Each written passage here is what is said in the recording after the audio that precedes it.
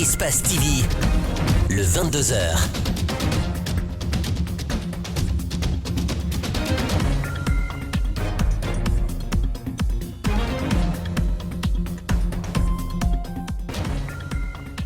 Dans l'actualité de ce samedi, Ousmane Gawal, Cherif Ba Abdoulaye Ba et Cellou Baldé ont été provisoirement libérés ce samedi. La réaction de la classe politique ne s'est pas fait attendre. Ces acteurs pensent que cet acte traduit un pas vers le dénouement de la crise sociopolitique qui traverse le pays. Quant aux militants des droits de l'homme, c'est une satisfaction. Les femmes sont les plus touchées par les conséquences du changement climatique. Leur implication dans la protection de l'environnement pourrait aussi être une solution. C'est ce que pense l'Université Houphouët-Boigny de la Côte d'Ivoire qui vient de mettre en place un programme ouest-africain pour le leadership féminin pour les femmes. 9 motos pour les sous-préfets des différentes collectivités de Bouquet. C'est un geste du député Mamadou Bobo Djenkem. C'est donc vise à appuyer les sous-préfets dans leur mobilité pour la gestion des affaires préfectorales et sous-préfectorales. Ce sont les titres. Bonsoir et bienvenue à tous dans ce 22h. Ousmane Gawal, Cherif Ba, Abdoulaye Ba, Cellou Baldé ont été provisoirement libérés ce samedi. Loin des objectifs des caméras, ils ont sitôt regagné leur domicile respectif. C'est une immense joie, a réagi maître Salifou Biavogui. Il souhaite que la mesure soit étendue aux autres détenus politiques qui croupissent toujours en prison. Il est au micro de Lamine Sella. La joie est sur nos lèvres. C'est pour cette raison. Vous savez que c'est le couronnement de tout un processus. Vous n'êtes pas sans savoir que tous les jours que Dieu fait, nous n'avons cessé de clamer l'innocence de nos clients, nous n'avons cessé de clamer leur remise en liberté. Nous pensons que quelque part, notre cri de cœur a été entendu. Nous pensons que quelque part, on a tenu compte de l'état de santé de nos clients. Nous pensons que quelque part, on a tenu compte de la lenteur injustifiée de la procédure. Nous pensons que quelque part, on s'est rendu compte que ce sont des innocents qui sont en train de mourir à petit feu en prison. Donc il a été décidé de les remettre en liberté en attendant l'ouverture de leur procès. Ces cadres de l'UFDG, principal parti d'opposition, étaient détenus à la maison centrale depuis le mois de novembre 2020. En réaction à leur libération conditionnelle, les acteurs politiques pensent que c'est un pas vers la décrispation de la situation sociopolitique du pays. Essata Diakité, Fodé Brem Bangora et Djibril Kabak Kamara. Après 9 mois de détention à la maison centrale, Ousmane Gawal Diallo, Cherif Ba et Abdoulaye Ba, tous de l'UFDG, ont rejoint leurs familles respectives ce samedi 17 juillet 2021. Mis aux arrêts en novembre dernier, ils ont été inculpés et placés sous mandat de dépôt. La justice leur a accordé une libération conditionnelle. Dr Faya Milimono estime que la détention provisoire de ces acteurs politiques a trop duré. Ce que nous souhaitons, c'est que ce qui est une exception ne devienne pas la règle. L'exception, c'est une détention provisoire. La règle, c'est tenir compte de la présomption d'innocence, faire une procédure. Si la personne est tenue en lien de culpabilité par rapport à un chef d'accusation, donc déclaré coupable, là, si cette culpabilité nécessite une prison, oui, on peut penser que la personne doit aller en prison. Le président du parti ADR s'est réjoui de la libération de ses collègues. Cependant, il rappelle qu'il y a d'autres détenus politiques arrêtés dans les mêmes circonstances et qui continuent de croupir dans les prisons sans procès. Puisque non seulement c'est sous conditionnel qui sont libérés, ce n'est pas une libération définitive, mais aussi il y a les autres qui sont détenus, qui ont été arrêtés dans les mêmes circonstances et qui ne recouvrent pas leur liberté. Si les cadres de l'Union des forces démocratiques de Guinée ont été libérés, c'est à cause de la pression à l'international, pense Mamadou Tarandiallo.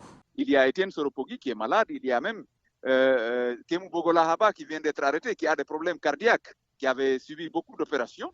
Donc, je ne sais pas exactement qu'est-ce qui a prévalu, mais je sais une chose, c'est que la pression est à l'interne et à l'international était très forte. Ces opposants sont libérés pour raison de santé, mais avec des conditions.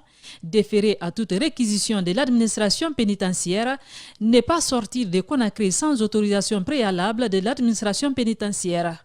Pendant ce temps, d'autres détenus politiques comme Oumar Silla alias Fonike Mengue, Etienne Soropogui sont encore à la maison centrale à l'attente de leur procès. Cette libération des acteurs politiques sous condition est une satisfaction pour les défenseurs des droits de l'homme. Pour Mamadi Kaba, le président de la Ligue pour les droits et la démocratie en Afrique, LIDA, la justice a joué un grand rôle dans le cadre de la réussite du dialogue permanent dans lequel la Guinée est engagée en ce moment. Il juge également que le gouvernement doit aussi penser à favoriser aux acteurs de la société civile qui sont à l'extérieur de rentrer au pays pour qu'ils soient impliqués au dialogue. Il est au micro de Nimatoulaye Baldé. Et je pense que ces leaders qui viennent de bénéficier de la liberté conditionnelle ont de l'expérience, du savoir et du savoir-faire qui peuvent contribuer à enrichir un débat national, un dialogue national, afin d'en faire un instrument de refondation de notre État, un nouveau départ pour la République de Guinée, un nouveau moyen de consolider la démocratie et l'État de droit. Je pense que c'est ça qui est important. Le Parti de l'Action citoyenne par le travail Pacte poursuit sa série de formations en faveur de ses militants. Ce samedi, c'était le tour de la jeunesse de la commune de Matam. L'objectif est de s'imprégner du programme de formation sur les valeurs et organes du parti. Les explications, c'est avec Moustapha Touré. Dr Makali Traoré, candidate déchue de l'élection présidentielle de 2020, reste convaincue qu'une autre manière de s'imposer dans la sphère politique est de faire comprendre à ses militants les idéaux de leur parti politique. Après les responsables des EPC de l'arrière-pays, c'est au tour des citoyens de Conakry de s'imprégner du programme de formation sur les valeurs et organes du Parti de l'Action citoyenne par le travail. C'est une fierté pour moi de recevoir l'ensemble des responsables à la base pour une formation parce que vous savez, on a un parti qui veut innover sur la scène politique. Et donc cette formation, c'est le cadre de la vulgarisation du programme de société, le programme de gouvernance du pacte, qu'ils comprennent le programme de gouvernance et qu'ils comprennent la notion de citoyenneté pour mieux exercer leurs droits et devoirs. Marissa Souma, une des participantes à cette formation, se félicite de cette opportunité et promet. On a bien suivi la formation. Vraiment, nous sommes très ravis parce que tout ce qu'on nous a expliqué par rapport à cette formation, on a pu maintenir dans 90%.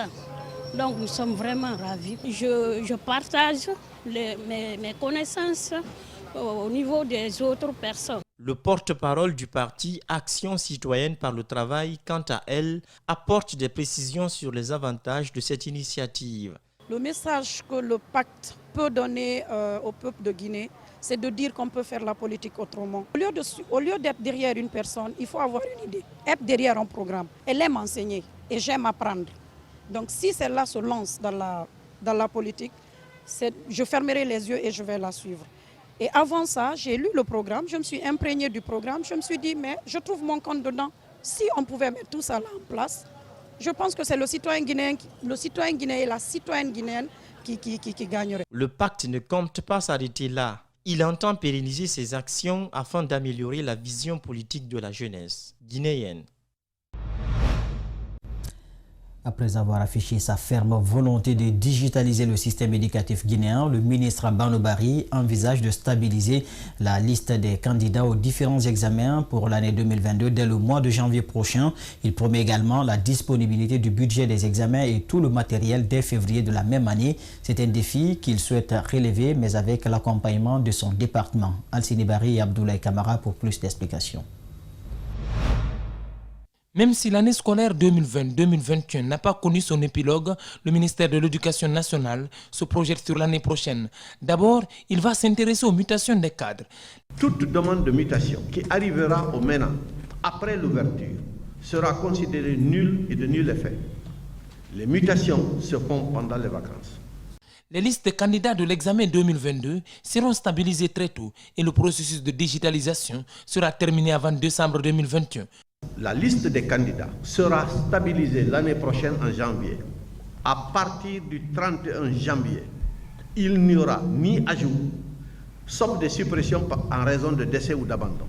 Le ministre de l'Éducation nationale et de l'alphabétisation souhaite que le budget des examens de l'année prochaine et tout le matériel soient disponibles au mois de février 2022. Je veux que ce matériel soit livré au plus tard au mois de mai dans tous les établissements de la Guinée.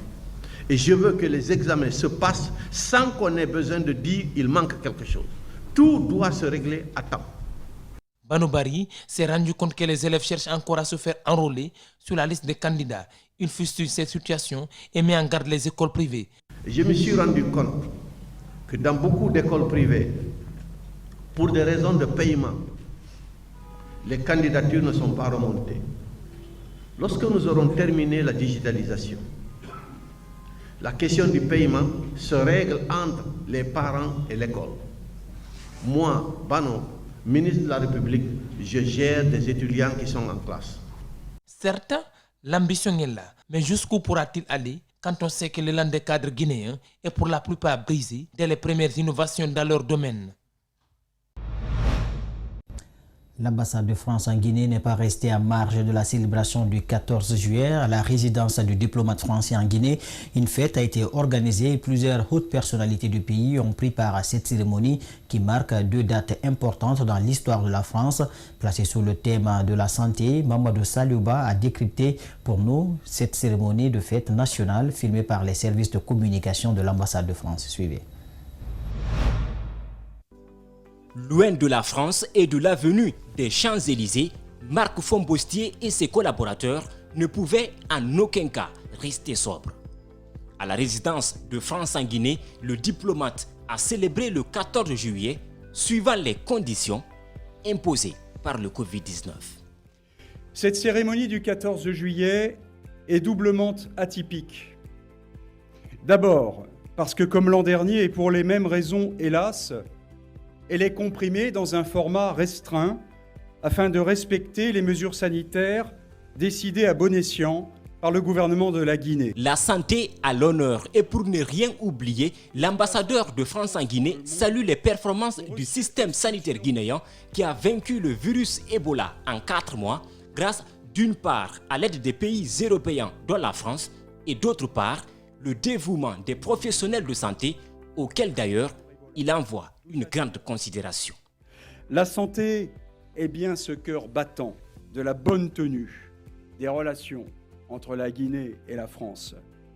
Elle donne le pouls, me semble-t-il, pour prendre une image empruntée à la médecine, de notre longue histoire commune, de nos horizons partagés et de nos destins liés. Auparavant, l'ambassadeur a salué l'engagement du président Emmanuel Macron qui a pris l'initiative de suspension du service de la dette pour beaucoup de pays, y compris la Guinée, afin de minimiser les coûts de la pandémie de Covid. Présent à la cérémonie, le ministre des Affaires étrangères et des Guinéens de l'étranger a souligné le rôle de la France et de son armée dans la stabilité de la sous-région. Nous avons tous, avec M. le ministre de la Défense nationale ici présent, une pensée particulière pour ces jeunes soldats français et françaises qui, aux côtés de leurs frères d'armes guinéens et d'autres pays, font face aux menaces djihadistes au Mali, voisins, et aux hordes terroristes qui sévissent dans la région du Sahel. Chaque année, le 14 juillet est célébré en grande pompe en France. Il marque la prise de la Bastille en 1789 et la fête de la Fédération.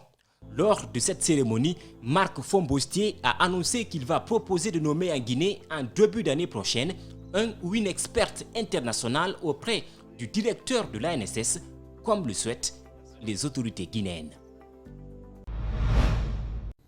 Je vous l'annonçais dans le sommaire, les femmes sont les plus touchées par les conséquences du changement climatique. Leur implication dans la protection de l'environnement pourrait aussi être une piste de solution. Cette initiative vient de l'Université Houphouët-Boigny de la Côte d'Ivoire et a mis en place le programme ouest-africain de leadership climatique pour les femmes. Ce samedi, l'ambassadrice de ce programme en Guinée a procédé au lancement de ses activités à l'Université générale Lansana Conté de Sonfonia, Malik Sangiana Kamara. Marissa Bangoura est l'ambassadrice de la Guinée au programme ouest africain de leadership climatique pour les femmes. Son combat est de contribuer à la sauvegarde de notre environnement qui se trouve considérablement menacé. Avec son projet de développement agro-pastoral intégré dans la préfecture d'Ekoya, elle prévoit plusieurs actions sur le terrain dans tout le pays. L'objectif de ce projet est de faire en sorte que l'agro-pastoral, c'est-à-dire l'agriculture et l'élevage, prennent en compte l'environnement dans son ensemble, dans sa pratique. Le projet va s'appuyer sur le reboisement. L'implication active des femmes dans la protection de l'environnement à travers WAFRI CLP est saluée par cette étudiante. Selon elle, ce sont des femmes qui sont les plus touchées par le dérèglement climatique. Parce que tout ce qui est lié à l'environnement incombe ici la femme. Nous sommes les plus ici à être attachés à l'environnement plus que les garçons, les hommes. Il faut que tout le monde s'implique dans le cadre du reboisement. L'état de l'environnement en Guinée a été marqué depuis des années par plusieurs facteurs. L'urbanisation, le niveau de développement économique et social, la coupe abusive du bois, pour ne citer que ceux-là. Les conséquences de cette dégradation sont fâcheuses. Marissa bénéficie aussi de l'accompagnement du gouvernement de son pays. Nous allons vraiment exhorter un cadre de collaboration pour pouvoir soutenir et accompagner cette dame, cette ambassadrice, pour pouvoir réellement emboîter, encourager l'accès d'autres filles aux femmes guinéennes dans cet important programme et projet. WAFRI CLP est un programme de subvention des femmes de l'Afrique de l'Ouest porté par l'université Félix Houphouët-Boigny de la Côte d'Ivoire. 18 femmes de la sous-région dont Marissa Bangoura de la Guinée sont accompagnées par ce programme. La recherche, une passion pour Mohamed Ba. Dans ses heures perdues, une chambre dédiée pour ses recherches et un atelier pour la pratique.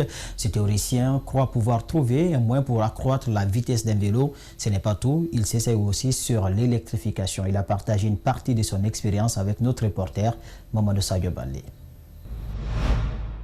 Les navires, les avions, ça nous permet aussi d'avoir l'électricité. Il appelle sa théorie le volant d'inertie.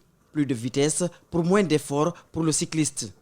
Mohamed est certain d'avoir réussi à optimiser l'accélération de son vélo. Au vélo, exactement, ça donne de puissance au vélo parce que ça permet de faire monter ça très rapidement ce que vous voyez là, les ressorts. Ça permet de faire monter les ressorts très rapidement.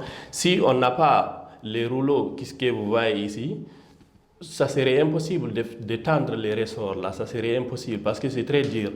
Ça serait impossible. C'est grâce à ces roues que vous voyez là, c'est ça qui va nous permettre de tendre les ressorts que vous voyez là. Pour le second volet de sa recherche, des croquis qu'il a expérimentés pour aboutir à une certitude. Le prototype est acquis, il reste à s'offrir les moyens pour atteindre ses objectifs. Une fois qu'on aura fini de faire le plan là, on va l'introduire ici. Cependant maintenant, ça va continuer de tourner, ça va tourner à l'intérieur. Ça va tourner à l'intérieur jusqu'à la vitesse demandée. Par exemple, ici, on a mis 8 millions de tours par minute. Vous voyez, pour les dupliquer, 8 millions de tours par minute. Vous voyez, ici, on a dupliqué, on a 500 000 tours par minute. Ici aussi, on a dupliqué 31 000 tours par minute. Ici, on a 1800 tours par minute. 1800 tours par minute, on a 4 tonnes. Et pour la phase ultime, il souligne que cette fabrication peut lui permettre l'électrification de plusieurs ménages. Ici, on a 1 kg. 1 kg, si vous dupliquez, on a 16 kg. Si vous dupliquez encore, on a 258 kg. Vous dupliquez, on a 4 tonnes. Maintenant, les 4 tonnes-là vont nous permettre, là, en ce moment, ce prototype que vous voyez là, qui a 200 kg, va nous permettre d'alimenter un quartier. Ils sont nombreux des jeunes Guinéens comme Mohamed, pétris de talent et surtout qui ont un goût pour la recherche. À l'État de les appuyer pour exploiter leur génie. Les autorités préfectorales de Bouquet sur la tutelle du gouvernement procédaient jeudi à la deuxième session ordinaire du FODEL. Objectif, examiner la gestion des différentes collectivités à travers le Fonds de développement économique local 2020-2021, mais aussi déterminer les montants alloués aux collectivités. Le village communautaire de Bouquet a servi de cadre à cette rencontre. Reportage, Ali Badra Souma, Salif Olifo Sissi. Cette rencontre de concertation sur le fonds FODEL de Bouquet a connu la présence des représentants du gouvernement, de l'autorité régionale et préfectorale, ainsi que les autorités locales des communes de la préfecture. L'année dernière, en 2020, nous avons bénéficié aussi d'un fonds important dans l'ordre de 43 milliards de nos francs pour la préfecture de Bokeh. Et pour que ces fonds soient remis aux collectivités qui sont les bénéficiaires, il faut donc une session au cours de laquelle nous examinons les projets qu'ils ont présentés. Nous allons voir un peu la faisabilité de chaque projet, le tout en conformité avec le manuel de procédure qui a été élaboré pour la mise en œuvre de ce projet FODEL. Pendant cette session, plusieurs thématiques ont été abordées, notamment la présentation des montants reçus lors de la première session et déterminer les montants qui doivent être alloués aux collectivités. Le président du comité conjoint de FODEL s'est réjoui du bilan présenté par les 4 communes avant de procéder à l'exposition des 6 autres collectivités. Les bilans présentés sont quand même appréciables. Au cours de cette session, chaque responsable des 10 collectivités de la préfecture doivent présenter le rapport des projets qu'ils ont réalisés cette année à travers FODEL. Le maire de Kamfarandé admet que cela prouve leur engagement pour le développement de cette commune rurale. Le FODEL passé, ce que je puis faire pour ma communauté, le monde apprécie. Donc c'est à cause de cela qu'on m'a choisi et j'ai défendu ce que la communauté a choisi. Le président du comité d'appui à la gestion du FODEL se dit satisfait de cette session qui démontre la bonne gestion des montants de compensation des collectivités impactées par l'exploitation minière. Cette session budgétaire 2021, je me réjouis surtout des différentes interventions au niveau des collectivités. Et généralement, comme vous l'avez remarqué, les 4 premières collectivités qui sont passées, je pense que c'est des collectivités qui ont rendu d'énormes services d'abord au niveau du FODEL, au niveau de la préfecture. Nous restons toujours à Bokeh pour dire que les sous-préfets viennent de bénéficier d'un don de 9 motos offertes par le député Mamadou Bobo Denkin. Ce geste vise à appuyer ses responsables locaux dans leur mobilité pour la gestion des affaires de leur collectivité. La remise a eu lieu ce samedi dans l'enceinte de la préfecture de Bokeh en présence des responsables préfectoraux et communaux. Élément de reportage, Mamadou Pete Yallo, Essatoki Diallo et Salif Olif Sissé. Ce sont au total 9 sous-préfectures, dont entre autres Kamsar, Sangaredi et Tanene, qui ont bénéficié de ce geste du député Mamadou Bobo Denkin, qui s'inscrit dans le cadre de la matérialisation de la politique du chef de l'État Alpha Condé. Le coût total de ces motos de marque TVS s'élève à hauteur de 100 800 000 francs guinéens. Au nom du chef de l'État et du ministre de l'administration du territoire, le préfet de Bokeh a tenu à remercier le bienfaiteur. M. Bobo Denkin a toujours fait preuve d'efficacité, d'utilité et de serviabilité pour son Bokeh natal. Ce sont des motos de paix, de quiétude et surtout de développement. C'est en quelque sorte ces messages qui ont été véhiculés par certains responsables lors de la cérémonie de remise. Pour l'utilité et la protection de ces engins roulants, les receveurs n'ont pas hésité à s'engager pour mettre ces motos au service exclusif de leur localité. Je demanderai à mes collègues, la seule manière pour nous aujourd'hui de remercier à satisfaction Bobo Denkin, c'est faire le travail dans l'honneur et la dignité. Pour l'utilisation de ces motos, je vais utiliser en très bonne échéance. C'est la moto là que je dois prendre avec mon équipe pour partir intervenir là-bas pour que ma sous-préfecture ait la paix et la quiétude. Même si les responsables se sont engagés à utiliser ces engins dans le bon sens, le préfet Hassan Sanoussi Kamara n'a pas manqué de hausser le ton face à ceux qui vont les utiliser à d'autres fins. J'ai déjà dit au sous-préfet que je veille sur l'utilisation de ces motos. M. Bobo n'a pas donné ces motos pour faire des taxis-motos. Au cours de la remise, plusieurs responsables ont témoigné sur la ferme détermination du député Mamadou Bobo Denkin à accompagner les communautés pour leur émancipation. La promo Tabaski de FN Bank se poursuit. Ce samedi, elle a relevé un défi en distribuant des prix aux clients qui ont ouvert leur compte dans les différentes agences et continue de leur renouveler la confiance. Pour les responsables de la banque, c'est un offre de soulagement. C'est un public reportage signé Marissa Kamara, Abdoulaye Kamara. À quelques jours de la fête de Tabaski, les clients de FBN Bank commencent à déguster le goût du prix de Tabaski promo. L'objectif est de permettre à la banque de continuer à renforcer l'inclusion financière et le renforcement des comptes d'épargne en Guinée. À cette occasion, les clients et les agents dynamiques ont reçu des prix d'encouragement. Des cadeaux sont entre autres les moutons, les denrées alimentaires, les écrans plasma, les cuisinières. Les bénéficiaires manifestent une joie immense. Et je remercie FBN Bank parce que grâce à FBN Bank, j'ai gagné mon mouton de Tabaski, j'ai gagné le décodeur Canal et j'ai gagné le gros panier. Donc je remercie, je suis très contente de FBN Bank. Ils traitent bien les clients, donc nous sommes traités comme si on était chez nous. Cet agent a gagné le meilleur prix de staff en termes d'ouverture de compte. D'ailleurs, il remercie tous les clients qui ont accepté d'ouvrir leur compte à Matoto et il promet de continuer à travailler davantage pour la réussite de cette banque. On a une équipe à l'agence, c'est nous tous qui avons gagné. Nous encourageons nos clients de venir ouvrir beaucoup plus de comptes parce que la FBN Bank, comme on aime toujours dire, c'est la meilleure banque en Guinée. Et vraiment, nous encourageons et nous ne ménageons aucun effort pour avoir plusieurs comptes encore de nos clients à la FBN Bank. Le DGA de FBN Bank se réjouit de la satisfaction des clients à travers ce projet Tabaski Promo. C'est un sentiment de joie et nous sommes très contents d'être au terme de cette cérémonie. Les clients ont gagné, ils sont contents. Il y en a qui ont gagné des moutons, vous avez dû le constater. Donc ils pourront être heureux de partager ce mouton en famille à l'occasion de la fête de Tabaski. FBN Bank est présent à Conakry et à l'intérieur du pays pour ceux qui veulent profiter de cette chance l'année prochaine, ont indiqué les responsables. À noter qu'un prix de pèlerinage a été octroyé à une cliente de la dite banque. De la culture à présent, le Festival des arts et de la diversité culturelle a été lancé vendredi à Conakry par la structure Jeunes et Culture. La première édition est consacrée uniquement aux 5 communes de Conakry. Rare de voir une telle initiative. Le conférencier indique que le Festi5 donne l'opportunité aux jeunes d'être outillés sur le développement de leurs facultés artistiques. Mohamed Moustapha Touré, Mohamed Alouseni Kabara ont assisté au lancement. Voici leur reportage. La culture étant le perfectionnement de l'art, la science et le développement de la faculté humaine est un secteur mis aux oubliettes par une frange de la jeunesse guinéenne. C'est pour y remédier que la structure Jeunes et Culture a été créée par des jeunes soucieux du développement du secteur.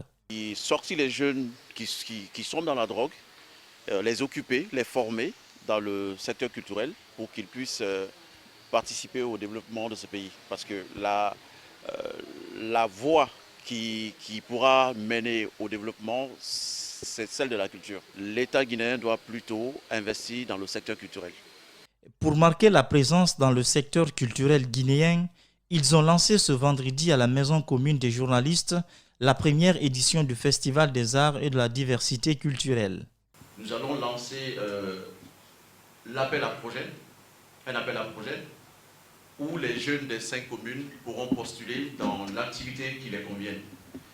Et à travers une sélection, nous sélectionnerons les jeunes qui seront formés par nous, par notre association gratuitement. Et ces jeunes vont créer des œuvres, c'est-à-dire ceux qui feront cinéma vont créer des œuvres cinématographiques pour représenter leur commune. Et ces œuvres seront présentées au Festival des 5 communes, au Festival des arts et de la diversité culturelle des 5 communes. Le festival concerne uniquement les 5 communes de Conakry. Le représentant des jeunes de la commune de Matam accueille à bras ouverts l'initiative. Car pour une fois en Guinée, les jeunes peuvent exercer dans le domaine de la culture sans passer par l'institution d'enseignement supérieur en charge du domaine. Ce sont des sentiments de satisfaction générale dans la mesure où Léopold Sédar Senghor a dit que la culture est au début et à la fin de tout développement. C'est un éveil de conscience pour la mise en œuvre de la politique culturelle guinéenne qui dort. Ce festival aura lieu chaque année à partir de 2022 et les prochaines éditions s'étendront dans les différentes régions du pays, y compris l'île de Kassa, selon les conférenciers. Et c'est la fin de ce journal coordonné par Ali Badra Kamara et Djibril Ba. Il a été dirigé à la régie par Nalaï Sidibé et Aboubakar Foutissouma. Merci à tous de l'avoir suivi et bonne suite de programme sur Espace TV. Au revoir.